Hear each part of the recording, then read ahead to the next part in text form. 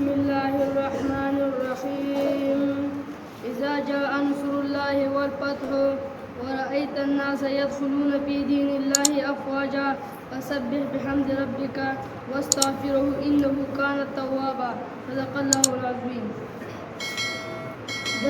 دا سورت نوم سورت النصر دے مکی سورت دے دریا آیاتونه دي یوه رکوع ده شمار کې 110 نمبر دی نازل شوی دی 114 نمبر پس د سورت توبې نه.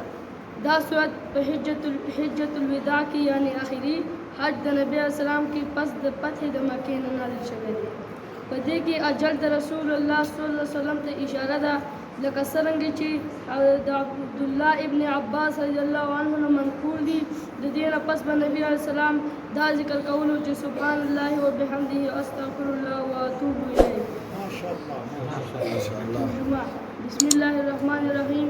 په استعانت او په برکت د نوم د الله پاک چې عام مهربان خاص مهربان لوستل کوم.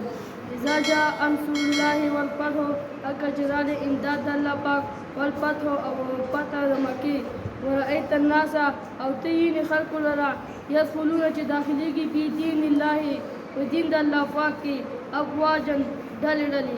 فسبح بحمد ربک پاکي بیان کا په خالق واسطه کې چې متلبس وي په حمد د رب سره.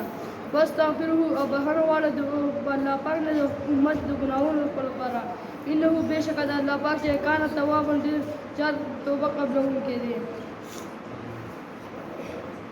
په دې صورت کې ډېر تفصیل دی خو د وخت د کمی د وجې زه په یو څو خبرو اکتفا کوم. واخر دعوانا الحمدلله.